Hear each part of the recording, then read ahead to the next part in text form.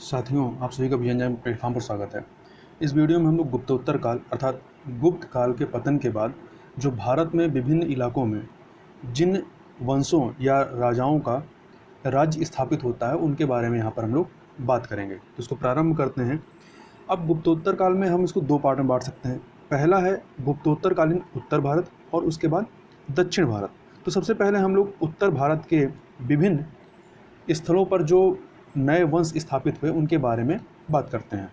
तो सबसे पहले देख लेते हैं कि गुप्त वंश का जब पतन होता है तो विभिन्न क्षेत्रों में कौन कौन से वंश स्थापित होते हैं। तो जैसे कन्नौज में आपका मौखरी वंश का स्थापना होती है, पंजाब में हूणों का शासन हो जाता है, हरियाणा के थानेश्वर में पुष्यभूत वंश का, गुजरात के बल्लभी में मैत्रक वंश का शासन होता है। इसके अलावा मगध और मालवा में उत्तर गुप्त शासकों का यहाँ पर वर्चस्व होता है। बंगाल में गौड़ वंश और असम में वर्मन वंश का शासन होता है। अब एक एक करके थोड़ा सा देखते हैं। तो बल्लभी का सबसे पहले मैत्रक वंश की बात करते हैं। तो बल्लभी आपका गुजरात में स्थित है। तो बल्लभी के मैत्रक वंश की स्थापना जो है ये भट्टारक ने की थी। किसने की? भट्टारक ने की। राजधानी इनकी बल्लभी रहती है और धर्म इनका क्या था? बौद्ध धर्म। भट्टारक के बाद ध्रुवसेन प्रथम गद्दी पर बैठता है। इसके बाद जो आगे चलेंगे तो ध्रुवसेन तृतीय गद्दी पर बैठता है। और यहाँ पर बल्लभी में एक विश्वविद्यालय है, बल्लभी विश्वविद्यालय। ठीक है। तो बल्लभी विश्वविद्यालय जो है ये महायान बौद्ध धर्म से संबंधित है। और इस बल्लभी विश्वविद्यालय की जो है एक विदेशी कह सकते हैं यात्री आते हैं बौद्ध धर्म के, इतिसिंह, जो कि 671 ईस्वी में आते हैं, वो बल्लभी विश्वविद्यालय की प्रशंसा करते हैं। आगे चलते हैं। मगध और मालवा के उत्तर गुप्त शासक की बात करते हैं। तो इसकी स्थापना जो है कृष्णगुप्त ने की थी और केंद्र इनका क्या था? मालवा था और धर्म वैष्णव था। सबसे पहले हम लोग देवगुप्त की बात करते हैं। कृष्णगुप्त संस्थापक था। इसके बाद देवगुप्त आता है। देवगुप्त जो है देवगुप्त आदित्य सेन, इसकी आदित्य सेन के देवगुप्त के बाद आदित्य सेन आता है और आदित्य सेन जो आता है 655 से लेकर 675 ईस्वी तक रहता है। आदित्य सेन जो है यह अश्वमेध यज्ञ करने वाला शासक था। मतलब कि आदित्य सेन ने अश्वमेध यज्ञ किया था। इसके अलावा कह सकते हैं कि अश्वमेध यज्ञ करने वाला जो है आदित्य सेन प्राचीन भारत का अंतिम शासक था। और आदित्य सेन के समय में ही चीनी यात्री वांग ह्युआन से भी यहाँ पर यात्रा करते हैं और इतसिंह जो है 671 ईस्वी में आदित्य सेन के समय में ही भारत में आते हैं। आगे चलते हैं। बंगाल का गौड़ वंश। तो बंगाल के गौड़ वंश की स्थापना जो है शशांक ने की थी। इनका केंद्र गौड़ था और धर्म इनका शैव धर्म था। शशांक के बारे में बात करें तो शशांक के सिक्कों पर शिव और नंदी की आकृति मिलती है, जिससे कि इसके शैव धर्म को मानने का पता चलता है। और यह एक कट्टर शैव धर्म को मानने वाला था तथा यह बौद्ध धर्म का एक तरीके से विरोधी था। इसी के संदर्भ में देखा जाए कि बौद्ध गया में जो बौद्ध वृक्ष था उसको काट कर यह गंगा में फेंकवा देता है। तो इस प्रकार से आप कह सकते हैं कि यह बौद्ध धर्म के एक तरीके से विरोधी के रूप में यह जाना जाता है। अब असम के वर्मन वंश की बात करें तो असम का वर्मन वंश की संस्थापना या स्थापना जो है भास्कर वर्मन ने की थी। भास्कर वर्मन एक बौद्ध मतानुयायी था तथा यह भास्कर वर्मन जो है हर्ष का समकालीन था। अब यहाँ आगे बढ़ने से पहले थोड़ा सा कई बार परीक्षा में पूछा जाता है कि चीनी यात्री जो आए हैं, चाहे वो बौद्ध धर्म के लिए आए हो चाहे जिस वजह से, तो उनका एक बार क्रम पूछता है। तो याद रखिएगा, सबसे पहले आपका फाहियान आता है। फाहियान जो है चंद्रगुप्त विक्रमादित्य के समय में आता है। चंद्रगुप्त विक्रमादित्य या चंद्रगुप्त द्वितीय भी कह सकते हैं। इसके बाद शुंगियन आता है। शुंगियन जो है आपका मिहिर कुल के समय में आता है। शुंगियन के बाद वैनसांग आता है। वैनसांग हर्ष के समय में आता है। और इसके बाद इत्सिंग आता है। ठीक है। तो याद रखिएगा फाहियान, शुंगियन और वैनसांग और उसके बाद सबसे लास्ट में इत्सिंग है। अब हम लोग पंजाब के हूण की बात कर लेते हैं। तो भारत में राज्य की स्थापना जो है, चूँकि हूण क्या थे? विदेशी थे, विदेशी आक्रमणकारी थे। तो भारत में हूण राज्य की स्थापना किसने की थी? तोरमाण ने की थी। किसने की थी? तोरमाण ने की थी। और इनकी राजधानी पवैया थी। पंजाब का क्षेत्र था पवैया, ये इनकी राजधानी थी। तोरमाण के बाद जो आगे चलकर मेहरकुल शासक होता है, जो कि हूणों में एक शक्तिशाली शासक माना जाता है, इसने अपनी राजधानी शाकल या कह सकते हैं गंधार को बनाया। और इसके अलावा हूणों ने चांदी और तांबे के सिक्के चलाए थे। ठीक है। तो मिहिर कुल के समय में जो चीनी यात्री शुंगियन है वो भारत में आते हैं। अब चलते हैं कन्नौज के मौखरी वंश की तरफ। कन्नौज के मौखरी वंश की स्थापना या संस्थापक जो थे इसके हरिवर्मा थे, जिन्होंने 510 ईस्वी में इसकी स्थापना की थी। तो कन्नौज का मौखरी वंश अर्थात राजधानी कन्नौज होगी। कन्नौज को महोदय नगर के नाम से भी जाना जाता है। और इनका धर्म क्या था? ब्राह्मण धर्म था।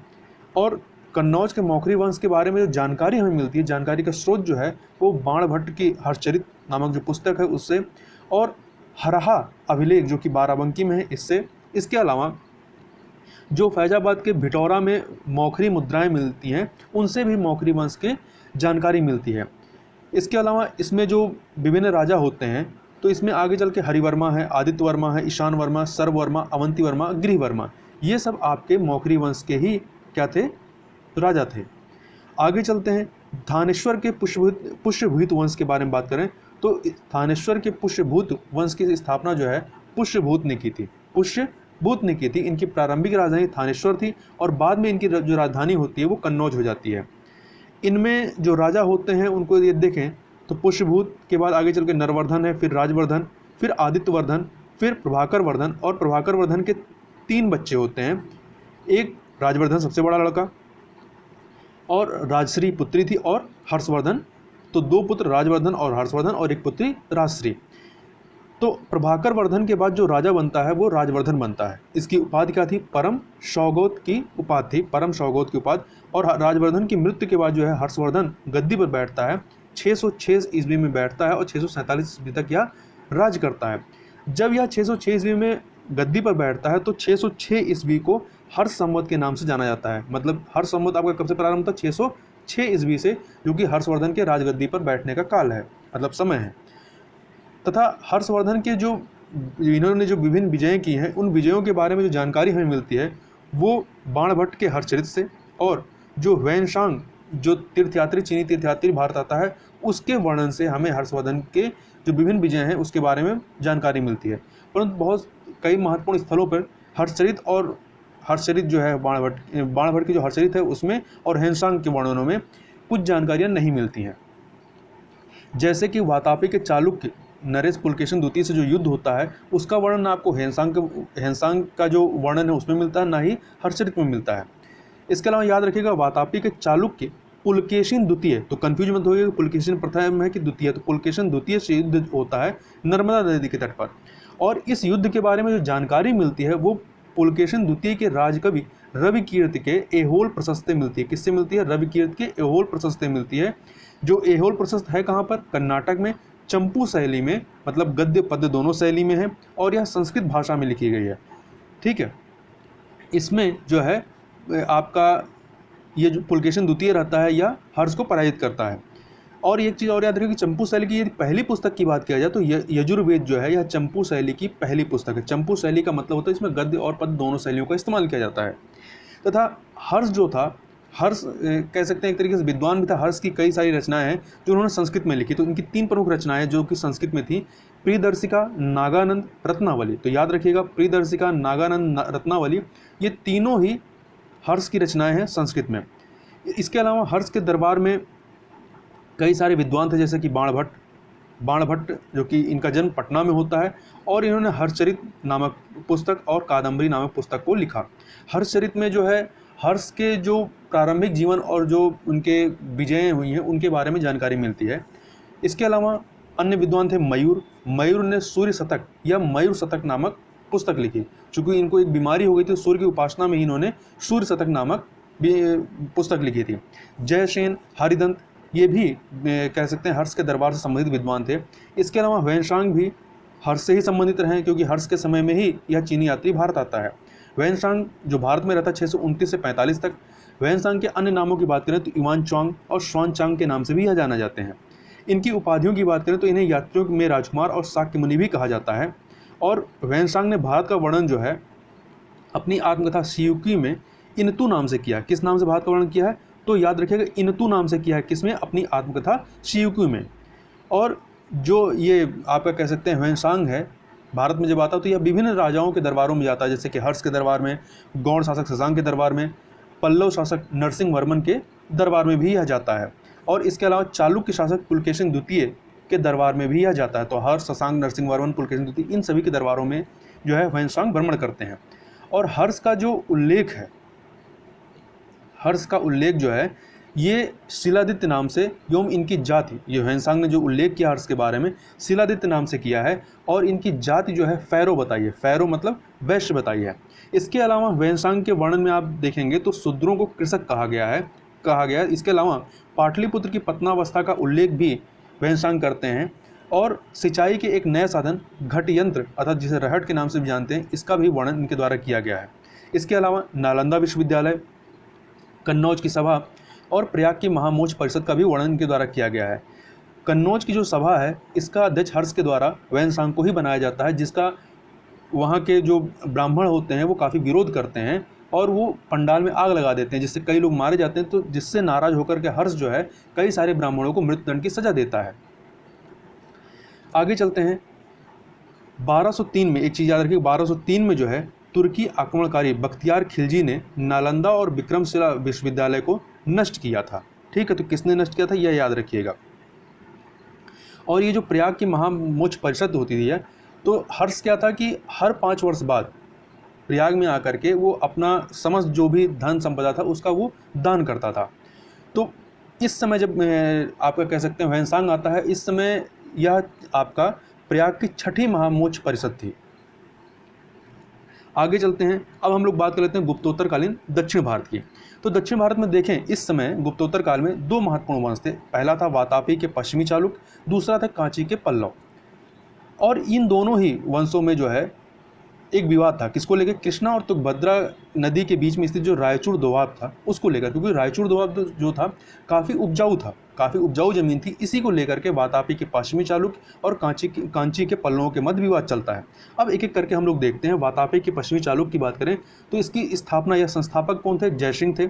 जयसिंह ने 6ठी शताब्दी में वातापी के पश्चिमी चालुक्य वंश की स्थापना की थी। वास्तविक संस्थापक पुलकेशिन प्रथम को माना जाता है और इनकी राजधानी क्या थी? वातापी या बादामी कह सकते हैं। यह इलाका कहाँ था? कर्नाटक में था।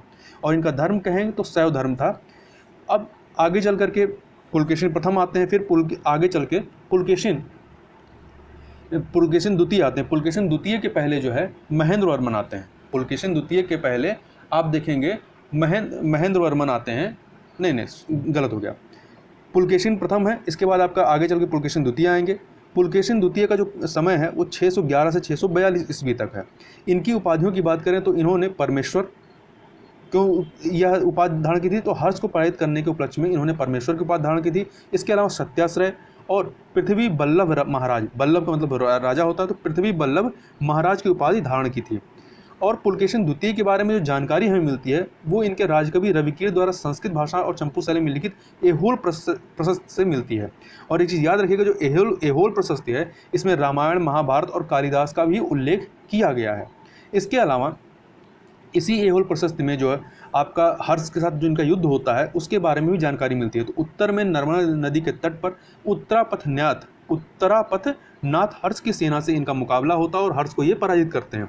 इसके अलावा अजंता की गुफा संख्या 1 और 2 जो है वो पुलकेशिन द्वितीय से संबंधित है। किससे संबंधित है? पुलकेशिन द्वितीय से संबंधित है। ये जो गुफा में जो चित्र है इसमें पुलकेशिन द्वितीय को फारस के एक दूत का स्वागत करते हुए दर्शाया गया है। अब इसके बाद आता है विक्रमादित्य द्वितीय। विक्रमादित्य द्वितीय का जो समय रहता है 733 से 745।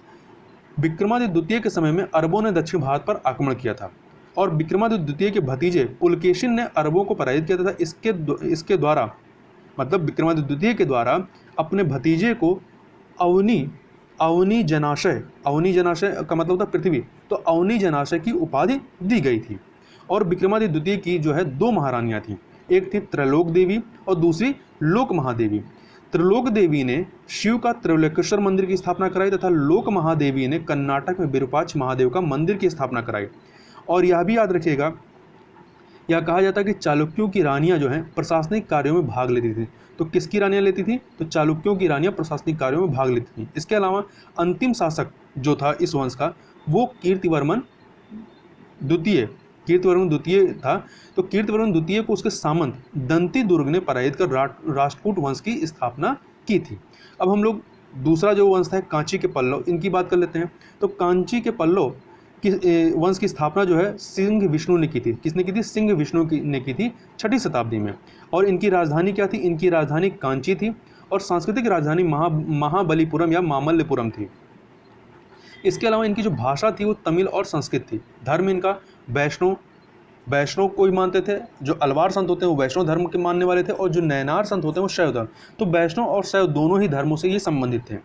इसके अलावा इनके ही दरबारों से, मतलब ये जो सिंह विष्णु थे, जो कि जिन्होंने कांची के पल्लव वंश की स्थापना की थी, इनके दरबार में एक कवि थे, एक संस्कृत के विद्वान थे, जिनका नाम था भारवी। भारवी की कुछ रचनाएं यदि देखें तो इसमें सबसे महत्वपूर्ण रचना इनकी थी किरार्तजुनियम। किरार्तजुनियम जो है भारवी की रचना है। इसमें किरार्त वेशधारी शिव और अर्जुन के बीच युद्ध का वर्णन किया गया है। सिंह विष्णु के बाद देखेंगे तो महेंद्र वर्मन जो है प्रथम गद्दी पर बैठते हैं। महेंद्र वर्मन प्रथम जो है कई सारी उपाधियां धारण करते हैं, जैसे कि मत्त विलास विचित्र चित्र गुणभर मत्त विलास विचित्र चित्र गुणभर की, तथा मत्त विलास प्रसन्न नामक प्रसिद्ध पुस्तक की रचना भी जो है महेंद्र वर्मन के द्वारा की जाती है, जिसमें कापालिक शैव और बौद्धों का मजाक उड़ाया जाता है। इसके बाद नरसिंह वर्मन प्रथम आते हैं। नरसिंह वर्मन प्रथम की भी कई उपाधियां थी, जैसे कि वातापी कोंड और महामल्ल, ये इनकी दो प्रमुख उपाधियां थीं। और नरसिंह वर्मन के समय में इवान चौंग जो कि एक बौद्ध भिक्षु था, यह कांची आता है। इसके अलावा नरसिंह वर्मन द्वितीय की बात करें तो नरसिंह वर्मन द्वितीय को देखेंगे तो नरसिंह वर्मन द्वितीय की कई सारी उपाधियां, जैसे कि वाद विद्या विचार वाचस्पति और अंत्योदय तुम्बरु। वाद विद्या विचार वाचस्पति और अंत्योदय तुम्बरु, ये नरसिंह वर्मन द्वितीय की उपाधि थी। और ये जो उपाधियां, इससे यह समझ में आता है कि यह जो है शिक्षा और संगीत दोनों में काफ़ी रुचि लेता था। और नरसिंह वर्मन द्वितीय जो है राजसिंह के नाम से प्रसिद्ध रहा है। और इनके दरबार में दंडी नामक संस्कृत के एक विद्वान थे, जिनकी रचनाओं की बात करें दंडी के तो दश कुमार चरितम, अवंती सुंदरी कथा और काव्यादर्श, ये दंडी की रचनाएं हैं। नरसिंह वर्मन द्वितीय के बाद आगे चलें तो नंदी वर्मन तृतीय आते हैं। नंदी वर्मन तृतीय के समय में एक तमिल विद्वान थे पेरुंदवेनार, तमिल विद्वान पेरुंदवेनार जो थे, इन्होंने महाभारत तमिल भाषा में अनुवाद जो है भारत वेणवा नाम से किया था। और अंतिम शासक जो होता है इस वंश का, तापी के कांची वंश का, ठीक है, तो ये कौन थे, या सॉरी कांची के जो पल्लव वंश का जो अंतिम शासक होता है वो अपराजित वर्मन होता है, अपराजित वर्मन। और चोल शासक आदित्य प्रथम ने अपराजित वर्मन को पराजित कर टोंड मंडलम पर अधिकार कर लिया था। टोंड मंडलम कहाँ था? नीलगिरी की पहाड़ियों पर, तो यहाँ पर ये अधिकार करता है। अब हम लोग आगे चलते हैं। अब पल्लव कला के बारे में थोड़ी सी चर्चा कर लेते हैं। तो जो वास्तविक द्रविड़ शैली का जो विकास होता है, ठीक है, वो आपका पल्लव कला से ही माना जाता है। प्रारंभ में इसकी विशेषता यदि बात करें तो प्रारंभ में पाषाण को काट करके गुहा मंदिर बनाए गए, जिन्हें क्रमशः मंडप और रथ कहा गया। फिर ईंट और पत्थरों से निर्मित स्वतंत्र आकर्षक मंदिर बनाए गए, ठीक है। और पल्लव कला से आपको 4 शैलियाँ में इसको विभाजित करती है, 4 शैलियाँ इसमें मिलती हैं। पहली है आपकी महेंद्र वर्मन शैली। महेंद्र वर्मन शैली की बात करें, पहला है आपका महेंद्र वर्मन शैली। फिर इसके बाद जो दूसरी शैली आती है, दूसरी शैली थोड़ा सा यदि महेंद्र वर्मन शैली की यदि बात करें तो इस शैली में पाषाण को काटकर गुहा मंदिर बनाए गए, जिनकी आकृति मंडप के समान थी, इसलिए इन मंदिरों को मंडप कहा गया। इसमें मंडकपट्टु का त्रिमूर्ति मंदिर है और पल्लवरम का पंच पांडव मंदिर प्रमुख है। इसके बाद आपका नरसिंह वर्मन अथवा मामल्य शैली आता है। पहला महेंद्र वर्मन शैली, फिर नरसिंह वर्मन अथवा मामल्य शैली है। इसमें आप देखेंगे तो इस शैली का जो विकास है नरसिंह वर्मन प्रथम के समय में होता है। इसमें आप मंडप और रथों का निर्माण यहाँ पर किया गया है। और मामल्यपुरम में कुल 10 मंडप निर्मित किए गए, जैसे कि आदिवाराह मंडप, महिषमर्दनी मंडप, पंच पांडव मंडप, ये सब जो है नरसिंह वर्मन या मामल्य शैली में विकसित होते हैं। नरसिंह वर्मन प्रथम के समय में यह इसका विकास होता है। और इसी में रथ सबसे प्रसिद्ध जो कह सकते हैं स्थापत्य या रचना है वो रथों की है, जिन्हें 7 रथ हैं, जिन्हें सप्त पैगोडा का मतलब होता है मंदिर, तो सप्त पैगोडा कहा गया है। और इसमें यदि आप देखेंगे कि कौन से हैं मंदिर, तो इसमें आप धर्मराज या युधिष्ठिर रथ है, भीम रथ है, अर्जुन रथ है, नकुल और सहदेव रथ है, द्रौपदी रथ है और गणेश रथ है। इसमें आप देखेंगे धर्मराज या युधिष्ठिर रथ जो है सबसे बड़ा है और सर्वाधिक आकर्षक है, और इस पर नरसिंह वर्मन की आकृति बनी हुई है। भीम रथ यह दूसरा सबसे बड़ा रथ है, अर्जुन रथ या द्रौपदी रथ के निकट बना है, और नकुल और सहदेव रथ ये दोनों रथ एक ही प्रांगण में, परंतु इनमें कोई चित्र नहीं मिलते हैं। द्रौपदी रथ जो कि अर्जुन रथ के समीप है, यह सभी रथों में सबसे छोटा है। इसके अलावा गणेश रथ भी बनाया गया है। अब तीसरी शैली राजसिंह शैली जो है, तो राजसिंह शैली का विकास नरसिंहवर्मन प्रथम के समय में होता है। नरसिंहवर्मन अथवा मामल शैली का विकास नरसिंहवर्मन प्रथम के समय में होता है और राजसिंह शैली का नरसिंहवर्मन द्वितीय के समय में होता है। इस शैली में देखेंगे तो ईंट और पत्थरों से निर्मित स्वतंत्र मंदिरों का निर्माण किया गया है, जैसे कि कांची में कैलाश मंदिर, बैकुंठ पेरुमाल मंदिर और मामल्लपुरम में समुद्र तटीय सौर मंदिर जो कि शिव का था, और पनम पलाई मंदिर। अंतिम है चौथा नंदीवर्मन शैली।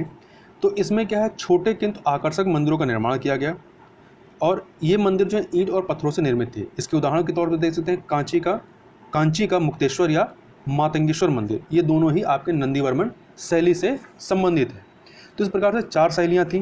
तो इन 4 शैलियों को हम लोगों ने यहाँ पर देखा। पहली थी आपकी महेंद्रवर्मन शैली, दूसरी थी नरसिंहवर्मन अथवा मामल्य शैली, तीसरी आपकी थी जो वो राजसिंह शैली, और चौथी थी आपकी नंदीवर्मन शैली। तो इस प्रकार से यहाँ पर हम लोगों ने गुप्तोत्तर काल के बारे में संक्षेप में पूरी चर्चा की है। तो इस वीडियो में बस इतना ही। मिलते हैं नेक्स्ट वीडियो, तब तक के लिए बहुत बहुत धन्यवाद।